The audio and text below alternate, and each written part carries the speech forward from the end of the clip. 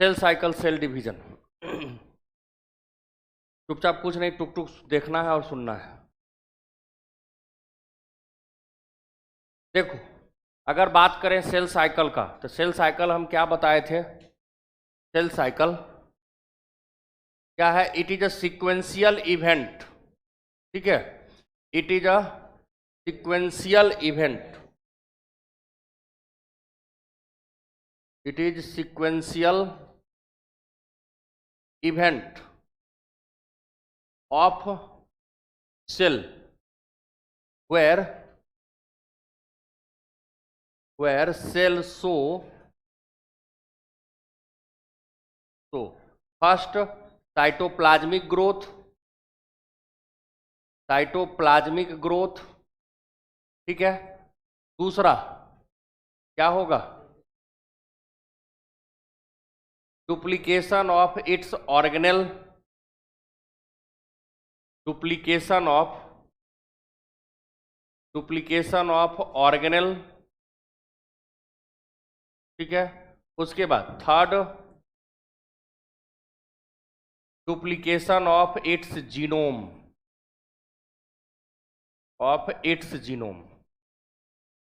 ठीक है, its genome. यही क्या है? Cell cycle. और सेल साइकिल का ही पार्ट है क्या चीज? पार्ट जो है सेल डिवीजन है। सेल डिवीजन इसी में आ जाएगा, ठीक है। यहां तक ये क्या हो गया? सेल साइकिल मीन्स जहां पर क्या होता है कि सेल जो है तो अपना क्या करता है, ये सीक्वेंशियल इवेंट्स है जहां पर साइटोप्लाज्म का अमाउंट बढ़ेगा, सेल ऑर्गेनल डुप्लीकेट होंगे और जो है उसका जीनोम कहने का मीनिंग है डीएनए, ठीक है, डीएनए का डुप्लीकेशन होगा। उसके बाद जाकर के तब क्या होता है? डिवीजन हो जाता है, ठीक है। अगर डिवीजन की बात करें तो डिवीजन में दो चीज है, ठीक है। यहां पर अगर डिवीजन की बात करें, डिवीजन में दो चीज है। एक क्या है? कैरियोकाइनेसिस और दूसरा है साइटोकाइनेसिस, ठीक है। दूसरा है साइटोकाइनेसिस। यही है कैरियोकाइनेसिस। क्या है? मैंडेटरी है, मैंडेटरी। और ये मैंडेटरी नहीं है। ये हो भी सकता है साइटोकाइनेसिस यानी डिवीजन ऑफ साइटोप्लाज्म, नहीं भी हो सकता है। तो वहां से उठ के यहां बैठो, ठीक है ना। लाट साहब की तरह इसे पसर के बैठा हुआ है, यहां बैठ आकर के। हाँ, साइटोकाइनेसिस। अब देखो, इसके बाद हम बात करते हैं, सीधा आते हैं सेल साइकिल पर, ठीक है।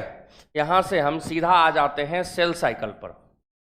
Cell cycle in eukaryote. हम यूकैरियोट इस लेकर के कह रहे हैं कि कैरियोकाइनेसिस में न्यूक्लियस का डिवीजन होता है, ठीक है। और न्यूक्लियस मिलता कहाँ है? यूकैरियोट में। प्रोकैरियोट में तो न्यूक्लियस मिलता नहीं है। इसी लेकर के हम यहां क्या देखेंगे? यूकैरियोट का सेल साइकिल देखेंगे, ठीक है।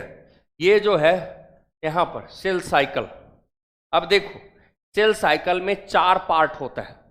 अगर सेल साइकिल को देखा जाए, नॉर्मली हम क्या करते हैं? 2 फेज में डिवाइड करते हैं, ठीक है। नॉर्मली जो है हम सेल साइकिल को 2 फेज में डिवाइड करते हैं।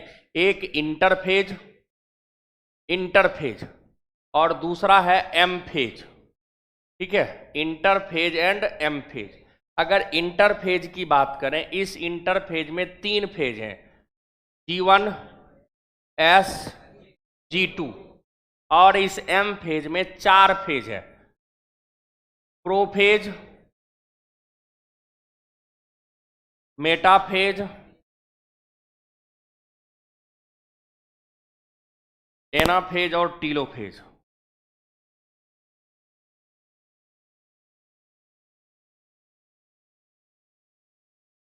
ठीक है। Prophase, metaphase, anaphase, telophase. अब देखो, यहां पर हम क्या कर रहे हैं? इस सेल साइकिल को यहां पर ड्रॉ कर रहे हैं, ठीक है।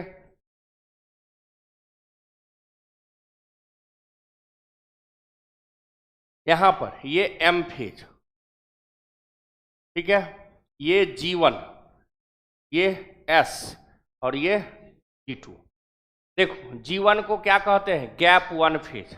अगर देखा जाए सेल साइकिल जो है यहां से स्टार्ट होता है और यहां तक क्या है, इंटरफेज G1S G2, और ये यहां से लेकर के यहां तक क्या है, एम फेज है।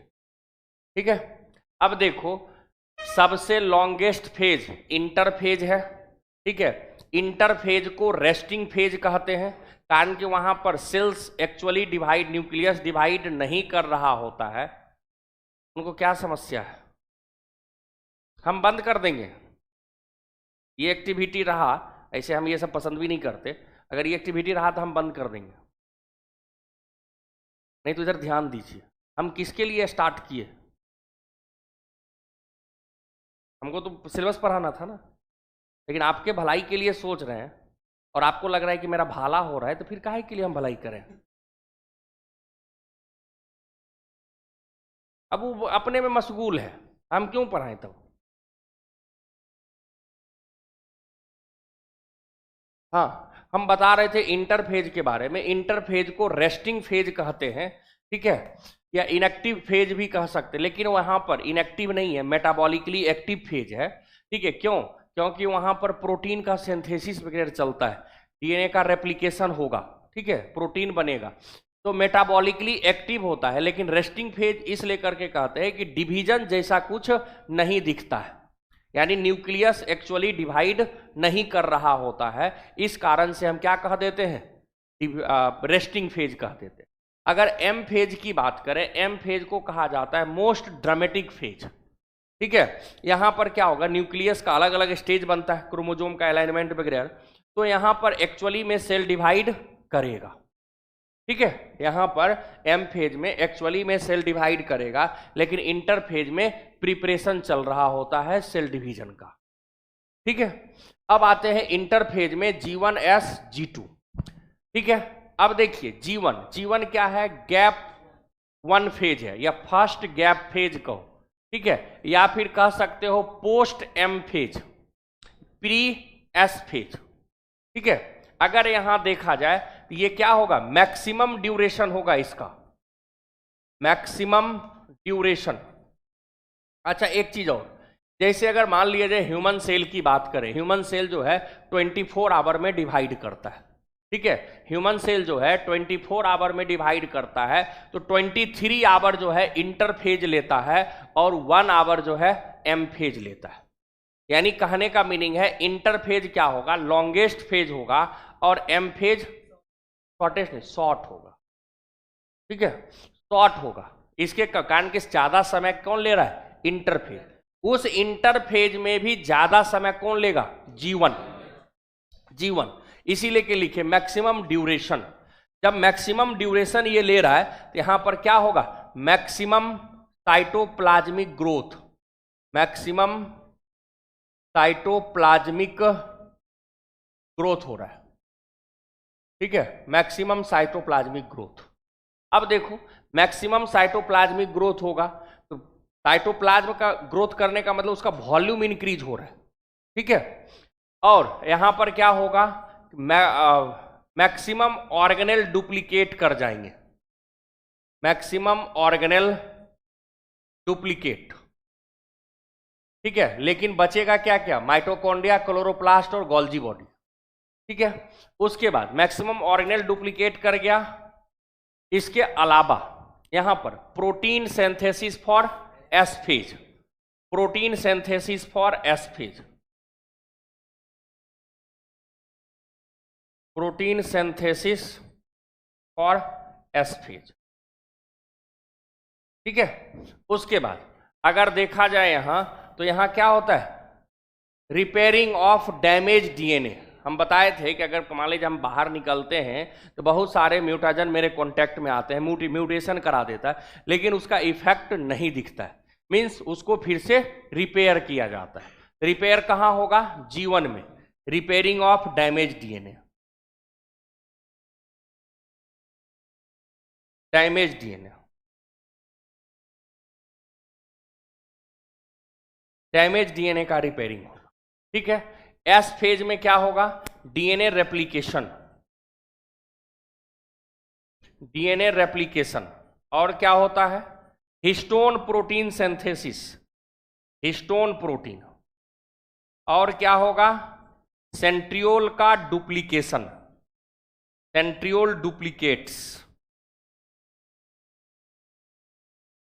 और कुछ होगा यहां, डीएनए रेप्लिकेशन होता है जिससे अमाउंट ऑफ डीएनए क्या होगा, डबल होगा, but no change in chromosome number, chromosome number में किसी भी टाइप का कोई चेंज नहीं होगा। यहां पर क्या होगा, सिर्फ अमाउंट ऑफ डीएनए जो है क्या होगा, चेंज होगा।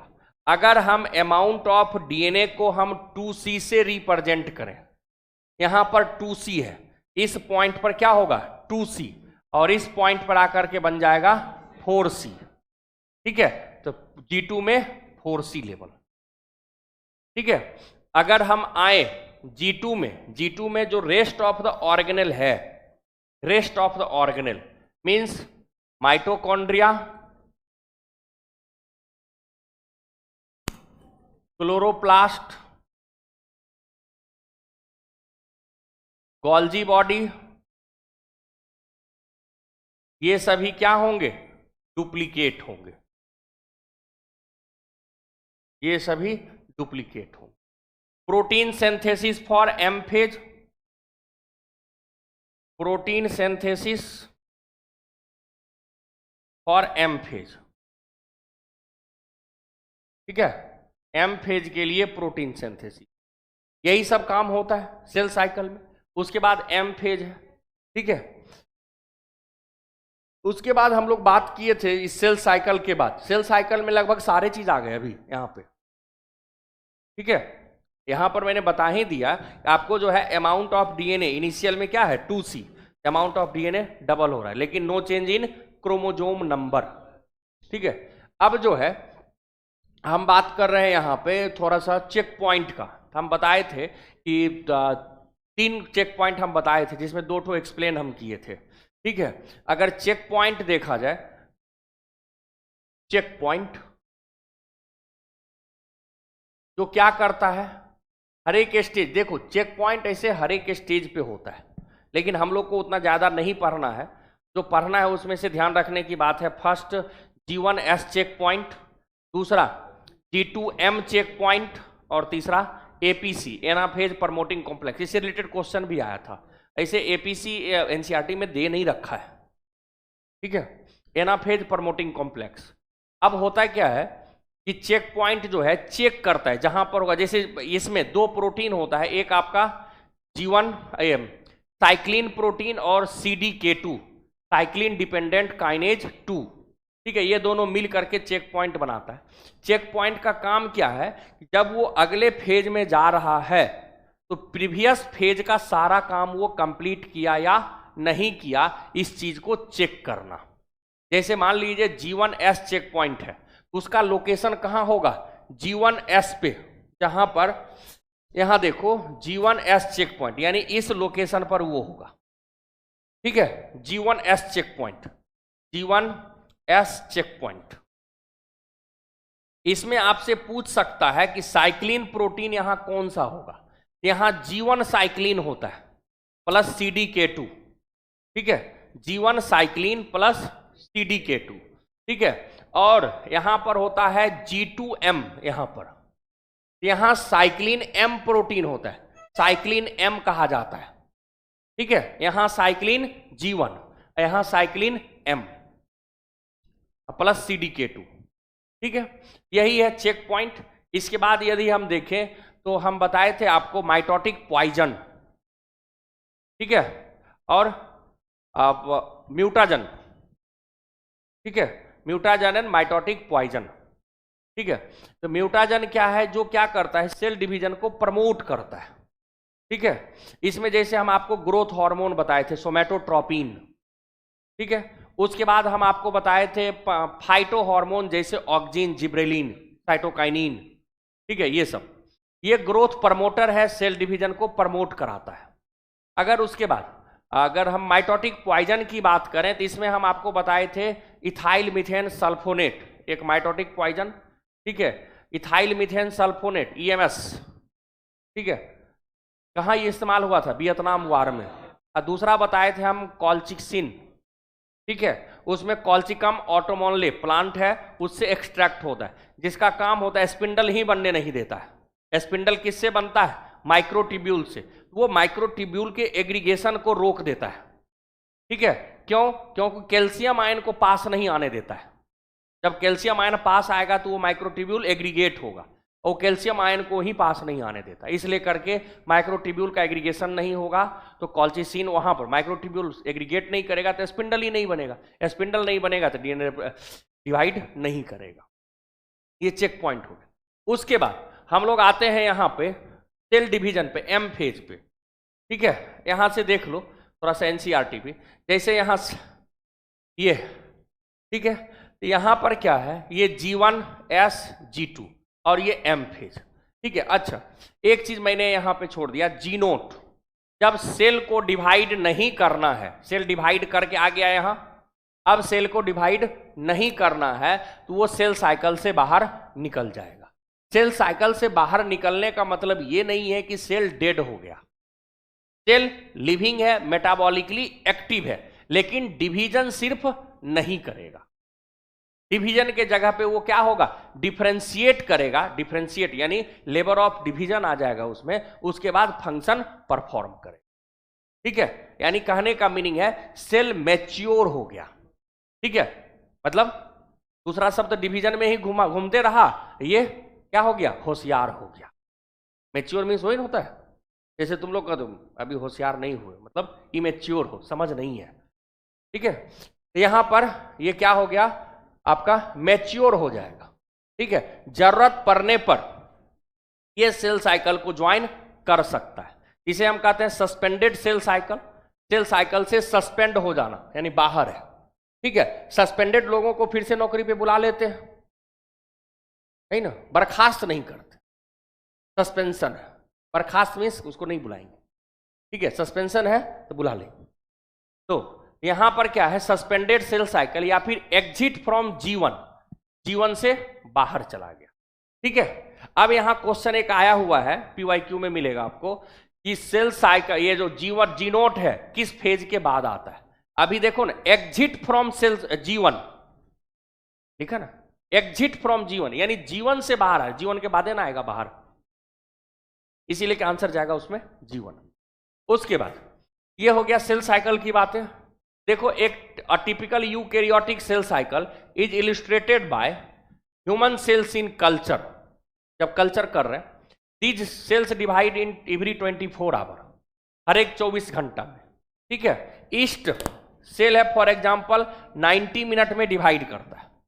Cell cycle divided into basic phases, 2 phases, interphase and M phase. M phase represents the phase between actual cell division और माइटोसिस अकर। ठीक है, interphase represents phase between 2 successive M phase, 2 M phase के बीच में आएगा interphase.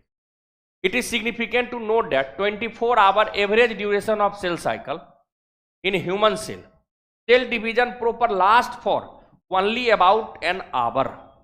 मात्र 1 घंटा में सेल डिवाइड कर जाता है। Interphase last more than 95% of duration of cell cycle. ये पिछले टेस्ट में भी ऐसा क्वेश्चन आया हुआ है।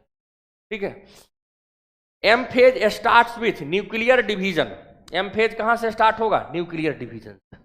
ठीक है, corresponding to the separation of 2 daughter chromosome यानी karyokinesis. Karyo means nucleus, kinesis means splitting, टूटना। ठीक है, यानी न्यूक्लियस का division. And usually ends with division of cytoplasm यानी साइटोकाइनेसिस। इंटरफेज तो कॉल्ड द रेस्टिंग फेज। क्यों? क्योंकि यहां पर सेल सेक्सुअली डिवाइड नहीं कर रहा है, सेल क्या हो रहा है, सेल डिवीजन की तैयारी कर रहा है। इसीलिए is the time during which cell is preparing for division by undergoing both cell growth, DNA replication in an orderly manner. Orderly manner मतलब पहले G1 तब S। The interphase divided into 3 further phases, G1S G2। ठीक है, ये 3 phase. G1 phase corresponding to the interval between mitosis and initiation of DNA replication. पूछेगा G1 किसके किसके बीच में, माइटोसिस कंप्लीट हुआ और उसके बाद क्या होगा, डीएनए रेप्लिकेशन से पहले, इसके बीच में G1 आएगा। During G1 phase cell is metabolically active and continuously grows but does not replicate its DNA. S phase, synthesis phase नाम ही देते हैं, marks the period during which DNA synthesis replication takes place, जहां पर क्या हो रहा है, डीएनए रेप्लिकेशन हो रहा है और इसका अमाउंट 2C से 4C हो रहा है। ठीक है, यहां लिखा है during this time amount of DNA per cell double. ठीक है, increase in the chromosome number, हाँ, देयर इज नो इंक्रीज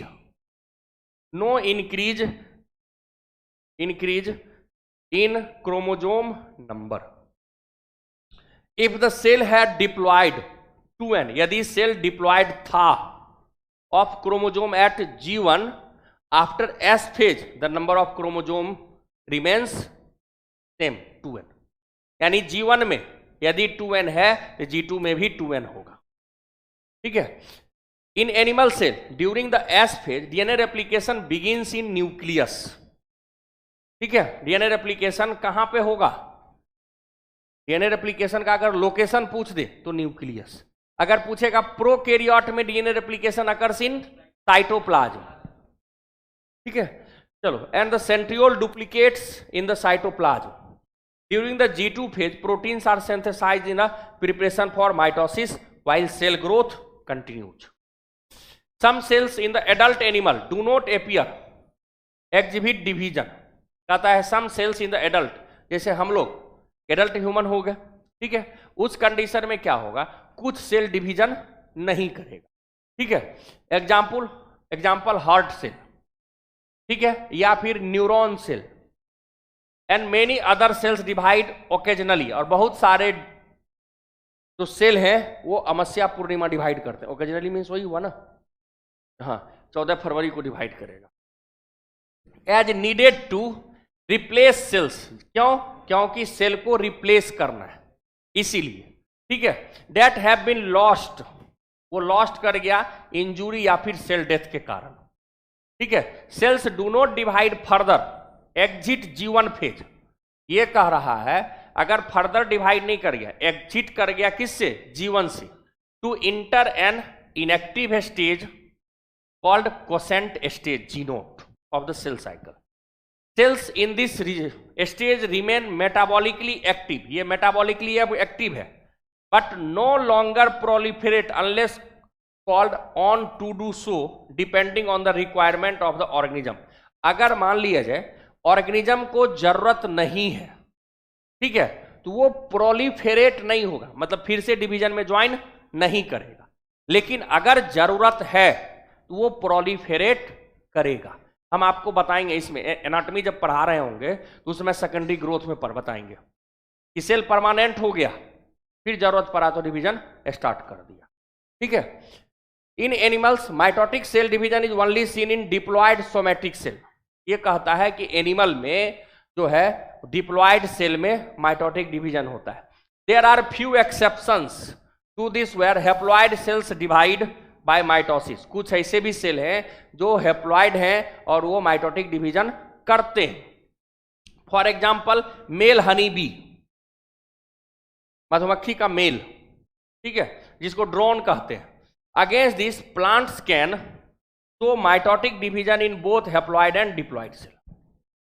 ठीक है, from your recollection of example of alternation of generation in plants, plant में अल्टरनेशन ऑफ जनरेशन बताएंगे आपको, life cycle haplontic, haplodiplontic, diplontic, अभी तो बता ही दिए ना, तो उसमें देख रहे हो ना, तो उसमें क्या होता है, डिप्लॉयड सेल है, माइटोसिस हुआ, हैप्लॉयड बन गया, फिर उसमें माइटोसिस करके क्या किया, प्लांट बना दिया, हैप्लॉयड प्लांट, एल्गी है, ब्रायोफाइट है, मेन स्टेज उसका, वही कर रहा है alternation of generation. Identify plant species stage at which mitosis is seen in haploid cell, algae और ब्रायोफाइट। इसे क्वेश्चन बनाया जा सकता है रिलेट करके दोनों चैप्टर को, algae and bryophyte.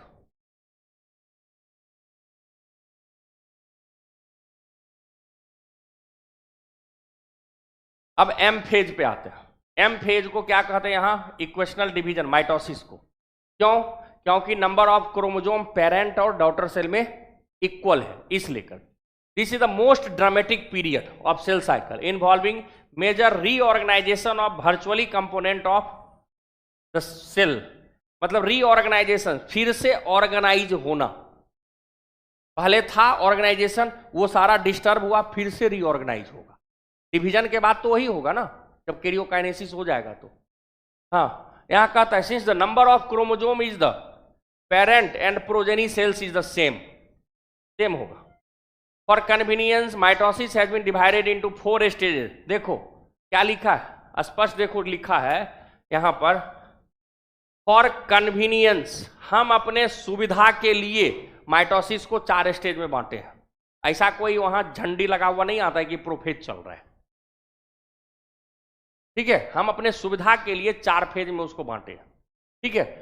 कैरियोकाइन, it is very essential to understand that cell division is progressive process, यानी लगातार चलने वाला progressive process, and very clear cut lines can not be drawn between various stages.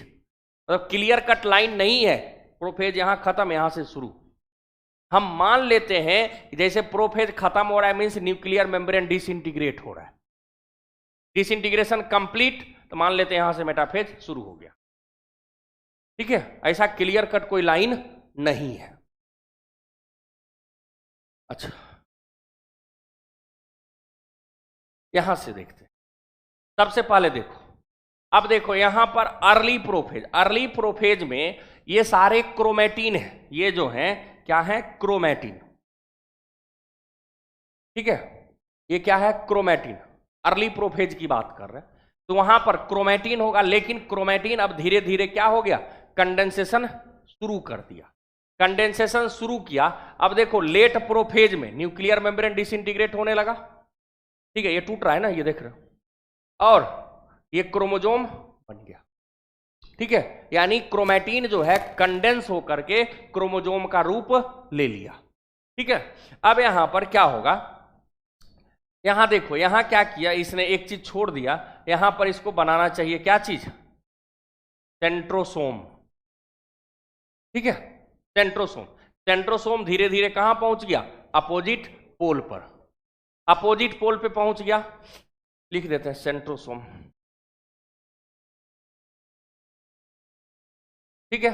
अब इसमें क्या बनेगा, ये रहा एस्ट्रल रे जिसे कहते हैं, एस्टर नहीं, एस्ट्रल रे, ठीक है। और ये सेंट्रियोल, ये दोनों मिल करके क्या बनेगा, एस्टर। अब बात बकी है स्पिंडल फाइबर, ठीक है, chromosomal fibre, discontinuous fibre, continuous fibre, polar fibre, वो सब बनेगा, ठीक है। अब यहां पर एस्टर, क्रोमोजोमल फाइबर और पोलर फाइबर मिला करके हम उसे कहते हैं माइटोटिक अपरेटस या स्पिंडल अपरेटस, ठीक है। तो देखो यहां पर, तो अर्ली प्रोफेज में क्या हुआ, अर्ली प्रोफेज में simple condensation of chromatin start कर दिया, ठीक है। और सेंट्रोसोम जो है मूव कर शुरू स्टार्ट कर दिया, कहां, अपोजिट पोल के तरफ। और जैसे लेट प्रोफेज में आते हैं तो यहां आते आते क्या होगा, इसका साइटोप्लाज्म डेंस होगा, कारण कि मेटाबॉलिक एक्टिविटी बढ़ेगा, उसके अंदर केमिकल रिएक्शन, तो वहां पर जो है साइटोप्लाज्म डेंस होता है, जिसके कारण ईआर, गोल्जी, न्यूक्लियोलस ये सभी क्या हो जाएंगे, डिसअपियर हो जाएंगे, ठीक है। न्यूक्लियर मेम्ब्रेन डिसइंटीग्रेट करेगा और स्पिंडल फाइबर अप्रोचिंग स्टार्ट कर देता है, लेट प्रोफेज, ठीक है। जब ये कंप्लीट डिसइंटीग्रेशन हो गया, जहां से हम क्या कर रहे हैं, टीलोफेज,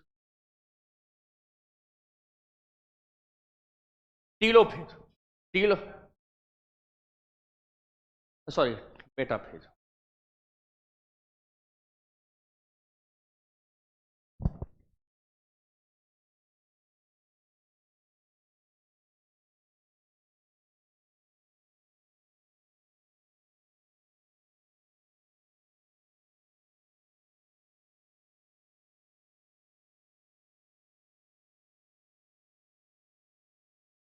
देखो इधर हम प्रोफेज की बात करें, प्रोफेज, हाँ, ये कहता है prophase which is the first stage of karyokinesis of mitosis follows the S and G2 phase of interphase, कह रहा है एस और G2 के बाद क्या आता है, M phase, mitotic phase. S and G2 phase the new DNA molecules formed, नया DNA form are not distinct but intertwine. ये कहता है नया डीएनए बनता है लेकिन ये क्लियर कट पता नहीं चलता है, ये अपने में उलझा हुआ रहता है। इंटरविंड मीन्स उलझा हुआ, ठीक है। Prophase is marked by the initiation of condensation of chromosomal material. ये कहता है कि प्रोफेज को हम कैसे मार्क करते हैं, जहां से क्रोमेटिन का कंडेंसेशन शुरू हो जाता है, तो हम समझते हैं कि प्रोफेज स्टार्ट हो गया, ठीक है। The chromosomal material becomes untangled during the process of chromatin condensation. ये कहता है अनटेंगल्ड मीन्स उलझा हुआ ही रहता है, उलझा हुआ नहीं रहता है। The centrosome which had undergone duplication during S phase of interphase now begins to move, अब स्टार्ट कर दिया, towards the opposite pole of the cell, ठीक है, यहां से चलना शुरू कर दिया। Completion of prophase can thus marked by the following characteristics events. ये इवेंट याद रखना, chromosomal material condense to form compact mitotic chromosome, ये क्रोमोजोम बना देगा इस टाइप का, ठीक है। उसके बाद अब कहता है chromosome are seen to be composed of two chromatid. अब देखो दो क्रोमैटिड है ना इसमें, ठीक है, two chromatids attach together at the centromere, ये सेंट्रोमियर से जुड़ा हुआ है। सेंट्रोमियर क्या होता है, प्राइमरी कंस्ट्रिक्शन, ठीक है, जहां पर कॉम्पैक्शन ज्यादा हुआ है। Centrosome which had undergone duplication during interphase begins to move towards opposite pole, ठीक है। Each centrosome radiates out microtubule called astral ray, लेकिन यहां लिखा है एस्टर्स, एस्ट्रल रे होता है। एस्ट्रल रे और सेंट्रोसोम मिलकर के क्या बनाता है, एस्टर बनाता है, ठीक है। The two asters together with spindle fibres और माइटोटिक अपरेटस बनाया, ठीक है, माइटोटिक अपरेटस। उसके बाद cells at the end of prophase when viewed under microscope do not show, यहां नहीं दिखता है Golgi, endoplasmic reticulum, nucleolus and nuclear envelope. Nuclear envelope disintegrate करता है, बाद बाकी अदर थिंग्स क्या होते हैं, डिसअपीयर, ठीक है, वो साइटोप्लाज्म डेंस होने के कारण उसमें नहीं दिखता है, ठीक है। अब आते हैं आपको यहां मेटाफेज में। मेटाफेज में क्या है कि मेटाफेज में पहला नंबर सारा न्यूक्लियर मेम्ब्रेन क्या होगा, यहां डिसइंटीग्रेट कर जाएगा। पहला कंडीशन क्रोमोजोम कहां आ जाएगा, साइटोप्लाज्म में, ठीक है, वहां कोई न्यूक्लियस नहीं हो, साइटोप्लाज्म में सारा आ गया। तो साइटोप्लाज्म में जब आया तो साइटोप्लाज्म में आने के बाद ये क्या होगा कि सेंट्रोसोम जो अपोजिट पोल पे गया, ये क्या करेगा, माइक्रोट्यूब्यूल के सहारे इसके क्रोमोजोम के काइनेटोकोर से अटैच हो जाएगा। जैसे मान लीजिए ये यहां पर क्या है, क्रोमोजोम है, इस क्रोमोजोम के ऊपर यहां काइनेटोकोर होगा और यहां काइनेटोकोर, ठीक है। इससे क्या होगा, स्पिंडल अटैच हो जाएगा, इधर अटैच हो जाएगा और इधर अटैच, ठीक है। और ये क्या है, अलग अलग लोकेशन पर है, कारण कि क्रोमोजोम जब साइटोप्लाज्म में आया तो स्प्रेड हो गया ना, ठीक है, स्प्रेड हो गया तो वो क्या हो गया, अलग अलग जगह पे चला गया, ठीक है। तो अलग अलग जगह पे ये क्या कर रहा है, जुड़ रहा है। अब फिर इसको ये खींच करके कहां लाएगा, मेटाफेजिक प्लेट पर। अब देखो यहां पर क्या होता है, क्रोमोजोम में यहां कंडेंसेशन कंटिन्यू रहता है, तो यहां पर मैक्सिमम कंडेंसेशन मेटाफेज में देखा जाता है, इसीलिए कि यहां क्रोमोजोम का साइज जो है शॉर्टेस्ट होगा और थिकेस्ट होगा, ठीक है, छोटेस्ट और मोटेस्ट। यहां पर क्या हो गया, इसीलिए करके यहां पर क्रोमोजोम को आसानी से देखा जा सकता है, ठीक है, कहां, मेटाफेज। और यहां पर क्या हुआ, क्रोमोजोम अलाइन हो गया इक्वेटर पर, आसानी से हम काउंट कर सकते हैं, ठीक है, आसानी से काउंट कर सकते हैं। तो ये मेटाफेज पे अलाइन होना, इसको कहा जाता है कांग्रेशन, ठीक है, कांग्रेशन मीन समूह बनाना, ठीक है, ये कांग्रेशन हो गया। उसके बाद वही सब लिखा हुआ है यहां इसका मेन फीचर देख लो, spindle fibres attach to kinetochore, ठीक है, काइनेटोकोर से जुड़ा। Chromosome are moved to spindle equator and get aligned of metaphase played through spindle fibers at both poles. ठीक है, अब एनाफेज,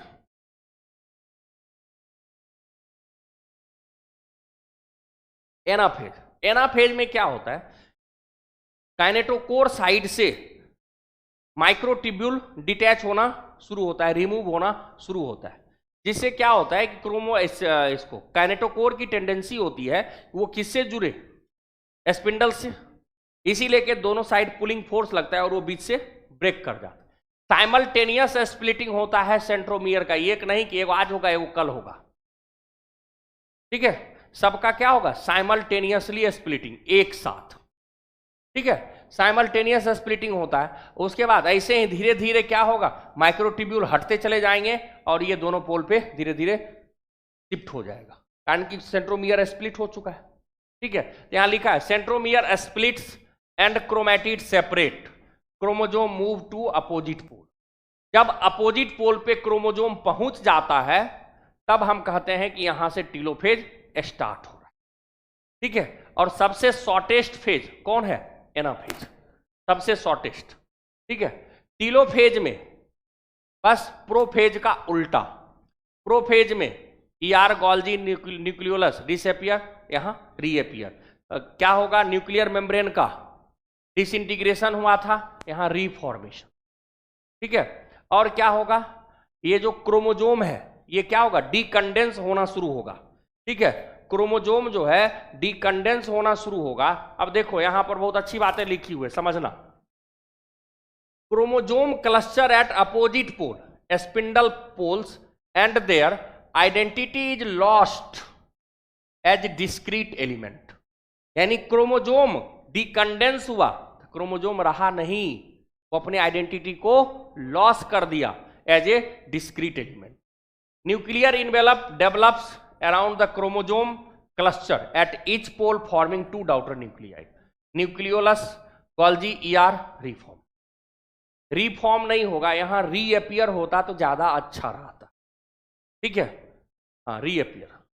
अब साइटोकाइनेसिस की बात करें तो एनिमल में क्या होता है, कॉन्टेक्टाइल रिंग का फॉर्मेशन होता है, कारण कि जो है पेरीफेरी टू सेंटर के तरफ डिवीजन होता है, और प्लांट में सेंटर टू पेरीफेरी यानी सेंट्रीफ्यूगल मैनर में, और प्लांट में एनिमल में सेंट्रीपीटल मैनर में। माइक्रोट्यूब्यूल वहां पे अरेंज होकर के कॉन्टेक्टाइल प्रोटीन आता है, उसको कंडेंस करता है, उसको खींचता है अपने तरफ, ठीक है, जिसे कॉन्ट्रेक्टाइल क्या बनता है, रिंग बनता है, जिसे मिड बॉडी कहा जाता है।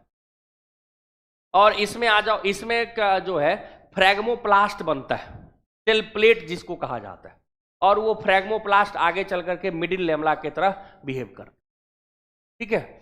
यही है दोनों में डिफरेंस, प्लांट और एनिमल में।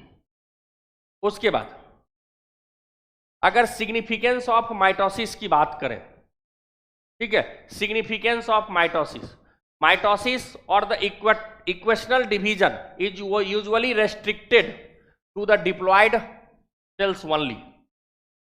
ऐसा बात नहीं है, in some lower plants and some social insects, lower plant कहने का मीनिंग है एल्गी ब्रायो, एल्गी और ब्रायोफाइट्स क्या है, लोअर प्लांट। अब जो है यहां पर social insect, haploid cells also divide by mitosis. It is very essential to understand the significance of this division in life of organism. Are you aware? देखो, mitosis usually result in the production of diploid cell, diploid cell का production करता है with identical genetic complement, ठीक है, मतलब identical, जैसा parent में genetic material है वैसा ही जेनेटिक मटेरियल किसमें होगा, डॉटर में।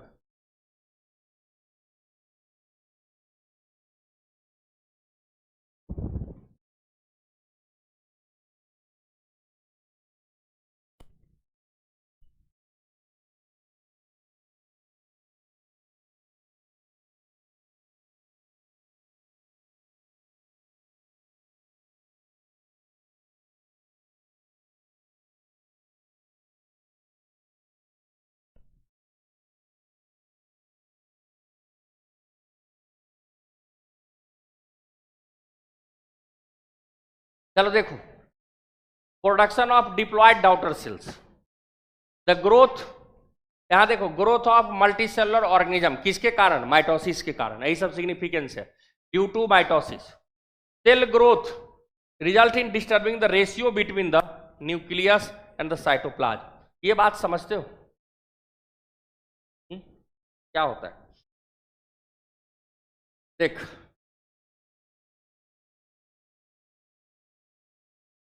न्यूक्लियोसाइटोप्लाज्मिक रेशियो एक टर्म होता है, न्यूक्लियोसाइटोप्लाज्मिक रेशियो। इसका मीनिंग होता है वॉल्यूम ऑफ न्यूक्लियस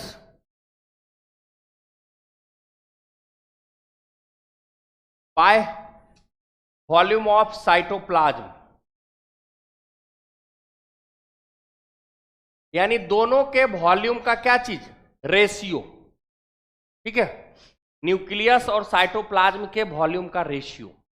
इसको हम ऐसे भी कह सकते हैं, कारण कि डायरेक्ट साइटोप्लाज्म का वैल्यू कैलकुलेट नहीं हो पाता है। ठीक है, तो कैसे कैलकुलेट करेंगे, volume of nucleus by volume of cell minus volume of nucleus. ठीक है, इस टाइप से हम कैलकुलेट करते हैं। अब देखो इसका सिग्निफिकेंस क्या है, इंपॉर्टेंस क्या है। जैसे मान लीजिए अगर साइटोप्लाज्म का जो वॉल्यूम है वो कम है और न्यूक्लियस का वॉल्यूम ज्यादा है, तो कहने का मीनिंग है उसमें क्या होगा, सेल का साइज छोटा होगा। ये न्यूक्लियस है, ठीक है, और ये सेल है, तो साइटोप्लाज्म का अमाउंट क्या हो गया, कम। तो इस कंडीशन में न्यूक्लियोसाइटोप्लाज्मिक रेशियो क्या हो जाएगा, हाई हो जाएगा, बढ़ जाएगा, इंक्रीज कर जाएगा। ठीक है, for a small cell, for a small cell क्या होगा, nucleocytoplasmic ratio, cytoplasmic ratio high होगा। ठीक है, अब देखो इस हाई होने का क्या सिग्निफिकेंस है कि मान लीजिए जैसे न्यूक्लियस का साइज बड़ा है, ठीक है, मेटाबॉलिक एक्टिविटी कर रहा है, और जितना भी रॉ मटेरियल चाहिए, सेल का साइज छोटा है, जितना भी रॉ मटेरियल चाहिए, रॉ मटेरियल सेल खुद बनाएगा कि बाहर से लेगा, बाहर से आता है ना रॉ मटेरियल। तो ये जो इसका सरफेस है, जितना मेटाबॉलिक रिएक्शन हो रहा है इसके अंदर, ये सफिशियंट है उस किसके लिए, रॉ मटेरियल को लाने के लिए। कारण कि वहां तो फिर प्लाज्मा मेम्ब्रेन में जाओ, याद करो कैसे कैसे ट्रांसपोर्ट होता था। ठीक है, तो उसके लिए क्या होता है कि जब न्यूक्लियोसाइटोप्लाज्मिक रेशियो हाई है, तो जितना इसके अंदर मेटाबॉलिक रिएक्शन चल रहा है उसके लिए जितने रॉ मटेरियल की जरूरत है, उसके लिए सरफेस जो है सफिशियंट है, वो आसानी से आ जाता है। ठीक है, अब जैसे मान लीजिए न्यूक्लियोसाइटोप्लाज्मिक रेशियो घटा, घटने का मतलब है साइटोप्लाज्म का वॉल्यूम बढ़ा, तब तो घटेगा ना। ठीक है, अब साइटोप्लाज्म का वॉल्यूम बढ़ा तो न्यूक्लियस तो कितना बढ़ेगा, थोड़ा सा, और साइटोप्लाज्म बहुत ज्यादा बढ़ गया। ठीक है, अब इसके अंदर क्या होगा कि जितना मेटाबॉलिक रिएक्शन चल रहा है उसके कंपैरिजन, ठीक है, नो डाउट सरफेस एरिया बढ़ा, लेकिन जितना रॉ मटेरियल इसको चाहिए उतना इस सरफेस से नहीं आ पाता है। ठीक है, उतना इस सरफेस से नहीं आ पाता है। तो उस कंडीशन में जब डिफिशियंसी होने लगा तो ये बोलेगा कि सेल का साइज छोटा करो जैसा पहले था, मींस सेल डिवीजन, ऑप्शन बनता है। ठीक है, अगर न्यूक्लियोसाइटोप्लाज्मिक रेशियो हाई है तो सेल डिवीजन नहीं होगा। जब ये रेशियो बिगड़ता है यानी डिक्रीज करता है, तब जाकर के सेल डिवाइड करता है। अगर अपने भाषा में देखो, इसको समझो, हम कहेंगे यहां पर सेल का साइज छोटा है, न्यूक्लियस का कंट्रोलिंग प्रॉपर है। ठीक है, जितने भी मेटाबॉलिक रिएक्शन हो रहे हैं सब पे न्यूक्लियस प्रॉपर कंट्रोल कर रहे हैं। लेकिन जैसे ही सेल का साइज बढ़ा तो न्यूक्लियस तो नहीं बढ़ रहा है। ठीक है, तो न्यूक्लियस नहीं बढ़ रहा है, तो इसका कंट्रोलिंग क्या होता है कि सराउंडिंग से धीरे धीरे खत्म होने लगता है। तो उस कंडीशन में कहता है कि मेरा जब कंट्रोलिंग ही नहीं है तो उसको डिवाइड करो, तो उसको कंट्रोल में लाएंगे, इस टाइप से ये डिवाइड करो।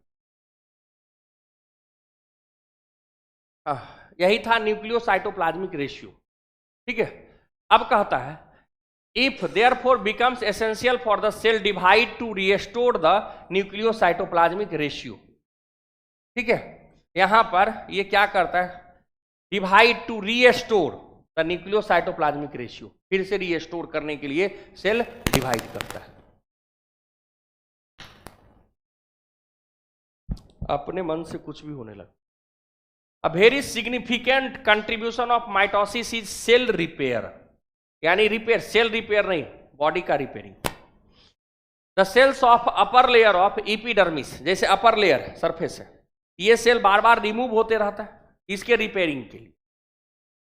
ठीक है, जैसे गट है, ब्लड सेल्स है, being constantly replaced. Mitotic division is the in the meristematic tissue, plant में एपिकल ग्रोथ कराता है। ठीक है, एपिकल एंड लैटरल कैम्बियम बता रहे हैं यहां। Result in the continuous growth of plants throughout there.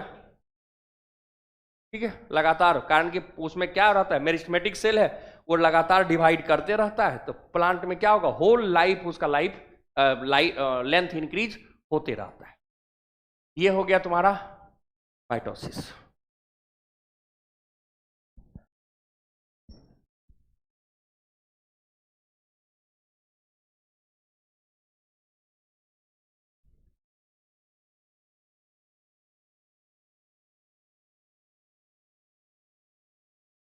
हम मियोसिस का बात कर रहे हैं। मियोसिस में क्या होता है, रिडक्शनल डिवीजन। ठीक है, production of offspring by sexually reproducing organism. अच्छा एक चीज बताओ, ये मियोसिस क्यों जरूरी है, ये जानना जरूरी है।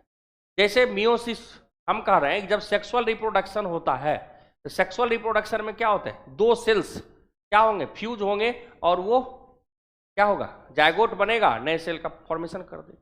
अब जैसे मान लीजिए हमारे बॉडी से दो सेल को निकाल लो और फ्यूज करा दो, ठीक है, तो 46 + 46 92 क्रोमोजोम हो जाएगा। जब क्रोमोजोम नंबर बढ़ गया तो स्पीसीज ही बदल गया ना, ये काम का नहीं हुआ। इसके लिए क्या होता है कि पहले जो नॉर्मल सेल है उसके क्रोमोजोम नंबर को हाफ किया जाए। ठीक है, यानी जो मेल गैमेट है और फीमेल गैमेट, उसमें क्रोमोजोम नंबर को हाफ किया जाए। ठीक है, हाफ करके अगर उस दोनों गैमेट को यदि हम फ्यूज कराते हैं तो क्या होगा, फिर आसान होगा। मतलब क्रोमोजोम नंबर क्या होगा, वो नेक्स्ट जनरेशन में कंजर्व हो जाएगा, कांस्टेंट हो जाएगा। कहने का मीनिंग है कि इस जनरेशन से अगले जनरेशन में क्रोमोजोम नंबर को मेंटेन करना है तो पहले उसको हाफ करना पड़ेगा। हाफ करने का तरीका क्या है, यहां पर फ्यूजन ऑफ 2 गैमेट्स लिखा है, each with complete haploid set of chromosome, आधा क्रोमोजोम होता है। Gametes are formed from specialised diploid cells. This specialised kind of cell division that reduce the chromosome number by half results in the production of haploid daughter cells. Kind of division is called meiosis. ठीक है, cell को क्या बोलेंगे, meiocyte. Meiosis ensures the production of haploid phase in the life cycle of sexually reproducing organism. ठीक है, ये कहता है कि जो सेक्सुअली रिप्रोड्यूसिंग ऑर्गेनिज्म है उसके लाइफ में हैप्लॉइड फेज लाने के लिए कौन जिम्मेवार है, मियोसिस। जैसे मान लीजिए मेरा पूरा बॉडी क्या है, डिप्लॉइड सेल से है ना, लेकिन हमारे बॉडी में क्या है, अगर हैप्लॉइड फेज लाना है तो मियोसिस करना पड़ेगा। ठीक है, यही ये बोल रहा है, meiosis insure the production of haploid phase, लिखा ना, haploid phase in the life cycle of sexually reproducing organism, whereas fertilization restores the diploid phase. ये बहुत इंपॉर्टेंट लाइन है। ठीक है, कि मियोसिस क्या करता है, सेक्सुअली रिप्रोड्यूसिंग ऑर्गेनिज्म में कौन सा फेज लाता है, हैप्लॉइड फेज, और फर्टिलाइजेशन उसको रीस्टोर करता है, यानी डिप्लॉइड था फिर से डिप्लॉइड बना। We come across meiosis during gametogenesis. Gametogenesis means formation of gamete, gamete के समय मियोसिस होगा। In plants and animals this lead to the formation of haploid gamete, इससे हैप्लॉइड गैमेट बनेगा।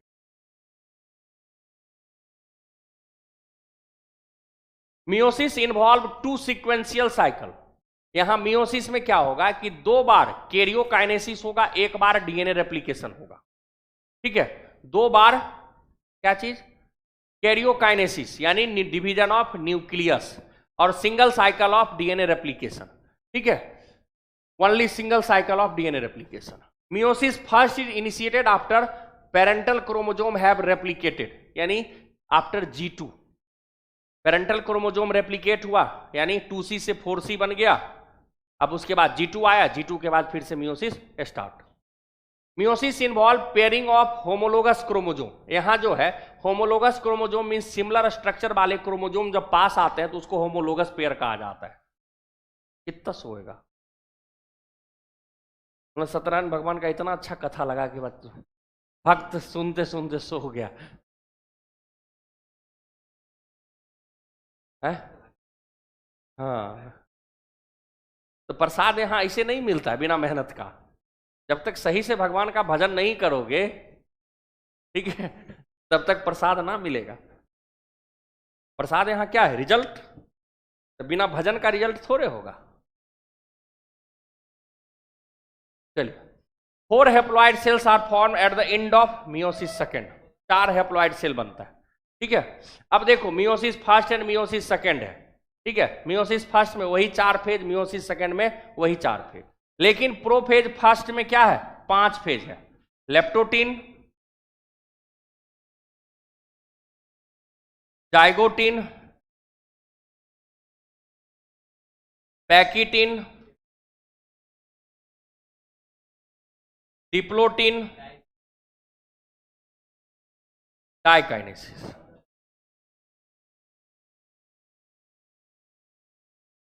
ठीक है, ये चीज leptotene, zygotene, pachytene, diplotene, diakinesis. अब देखो इसका मोस्ट ड्रामेटिक फेज जो है प्रोफेज फर्स्ट ही है। अगर ये समझ लिए तो बाद बाकी चीजें आसान है। लेप्टोटीन में कुछ नहीं होता है। अगर यहां आए, लेप्टोटीन में कुछ नहीं, स्टार्ट हो जाएगा compaction of chromosome, compaction start हो जाएगा और ये कॉम्पैक्शन कंटिन्यू अपना चलते रहेगा। कब तक, बेटा फेज तक। अब देखो जैसे यहां कॉम्पैक्शन स्टार्ट हुआ, कॉम्पैक्शन होने के बाद क्या होता है, जैसे जाइगोटीन में जाता है, यहां पर जो सिमिलर स्ट्रक्चर वाले क्रोमोसोम हैं वो पास पास आने लगते हैं। ठीक है, सिमिलर स्ट्रक्चर वाले क्रोमोसोम पास पास आने लगते हैं। इसको पास पास बुलाने के लिए कौन रिस्पॉन्सिबल है, साइनेप्टोनीमल कॉम्प्लेक्स। ठीक है, और जब पास पास आ जाता है तो इसे कहते हैं सब प्रोसेस साइनेप्सिस है। ठीक है, उससे बनता क्या है, बाइवेलेंट। बाइवेलेंट क्रोमोसोम के बिहाफ पे कहते हैं और क्रोमेटिड के बिहाफ पे टेट्राड कहते हैं। ठीक है, तो अगर मान लीजिए ह्यूमन सेल है तो उसमें टोटल 23 बाइवेलेंट बनेंगे। जितना बाइवेलेंट उतना ही टेट्राड, 23 टेट्राड। ठीक है, तो कब बनेगा वो, जाइगोटीन में। सबसे पहला नंबर यहां पर क्या क्या हो गया, अगर देखा जाए, मान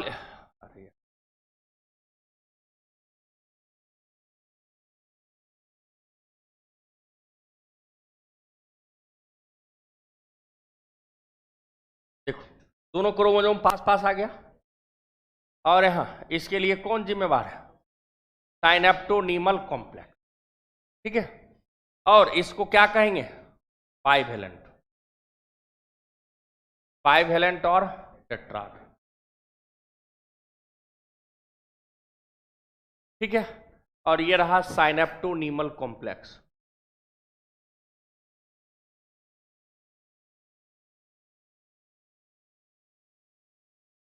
प्रोसेस क्या है,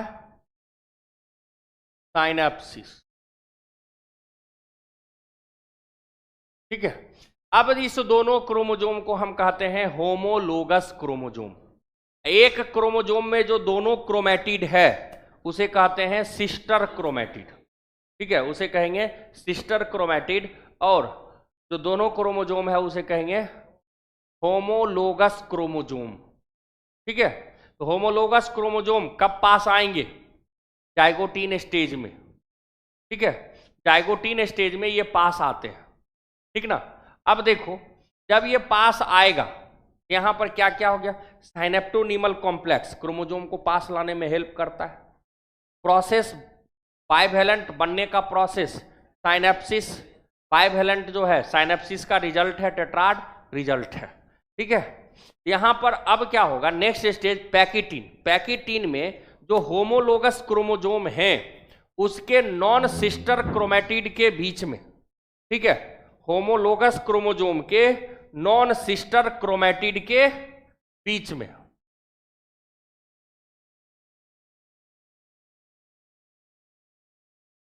यही ना, एक्सचेंज ऑफ जेनेटिक मटेरियल होगा जिसे हम कहते हैं क्रॉसिंग ओवर। क्रॉसिंग ओवर के लिए एक एंजाइम रिस्पॉन्सिबल है रिकम्बिनेज। रिकम्बिनेज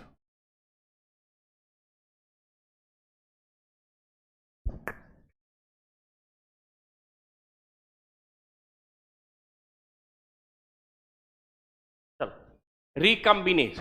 तो क्रॉसिंग ओवर में क्या होता है, exchange of genetic material between non sister chromatid of homologous chromosome, ठीक है।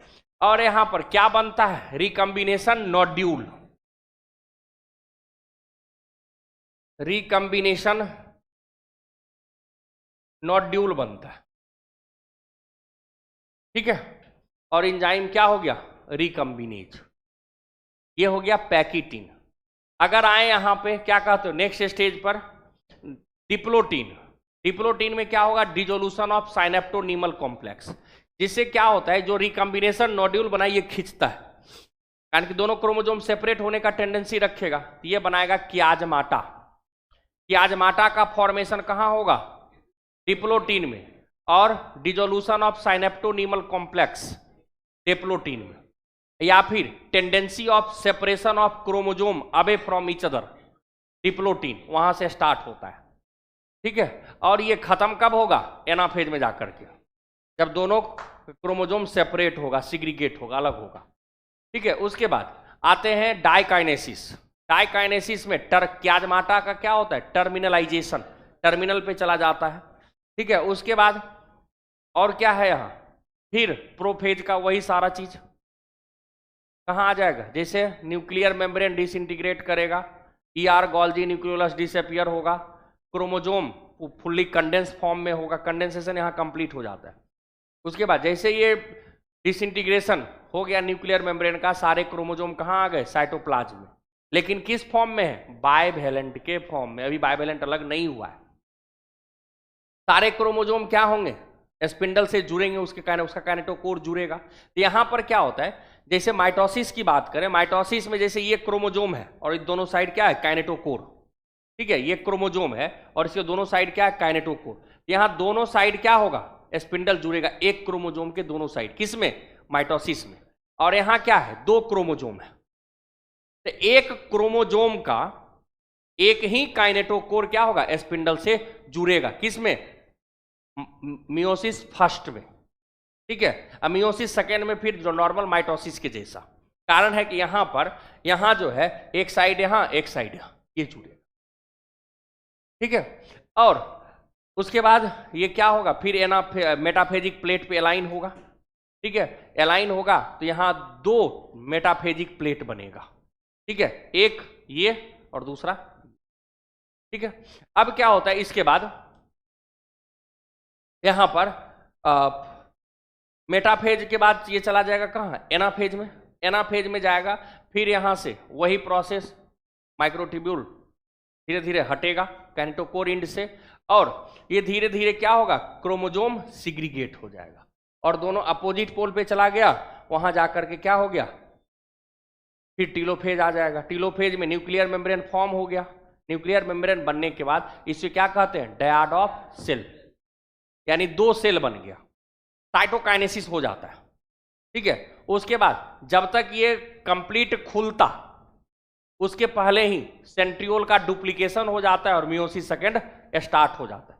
लेकिन कुछ वर्टिब्रेट में, कुछ वर्टिब्रेट के फीमेल में क्या होता है कि मियोसिस फर्स्ट जो है इन एम्ब्रियोनिक स्टेज एरेस्ट हो जाता है डिप्लोटीन स्टेज में, ठीक है, और वो फिर स्टार्ट कब होता है? प्यूबर्टी में। प्यूबर्टी में स्टार्ट होगा और वो फिर मियोसिस फर्स्ट कंप्लीट करेगा और मियोसिस सेकेंड के एनाफेज में जाकर के फिर रुक जाएगा। तब वो कंप्लीट कब होगा? During fertilisation.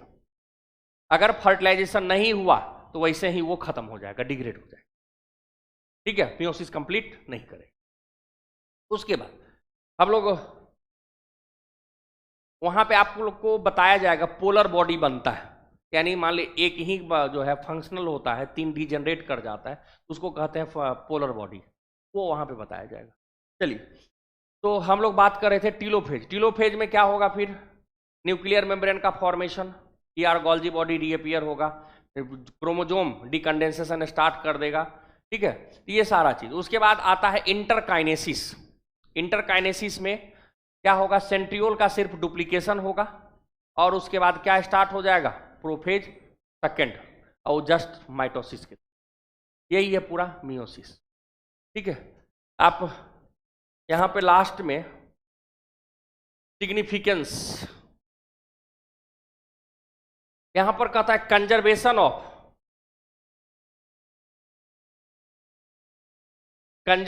Of specific chromosome number of each species achieved across generation in sexually reproducing organism, even though process पर से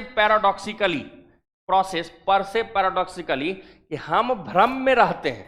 इसका मतलब यही है कि हम भ्रम में रहते हैं। Results in reduction of chromosome, कि मियोसिस का रिजल्ट क्या है? क्रोमोजोम नंबर को हाफ करना, रिड्यूस होना। हम ये भ्रम में है कि क्रोमोजोम नंबर यहां घट रहा है, लेकिन ये क्या कर रहा है? Across the generation chromosome number को, स्पेसिफिक नंबर को कंजर्व करने में मदद कर। दिस इज द इंपॉर्टेंस, ठीक है, by half. It is also increase the genetic variability. अब क्रॉसिंग ओवर हो रहा है, एक्सचेंज ऑफ जेनेटिक मटेरियल हो रहा है, तो वहां पर क्या आएगा? Genetic variability in population. इसीलिए करके कोई भी ऑर्गेनिज्म, मतलब अगर एक स्पीसीज के अंदर देखा जाए तो वो एक जैसा नहीं होता, except zygotic twins, from one generation to the next. Variation are very important for the process of. ये हो गया आपका सेल साइकिल, ठीक है, यहीं पर रहने देते। ये क्वेश्चन आपका कराया हुआ है, PYQ है सब।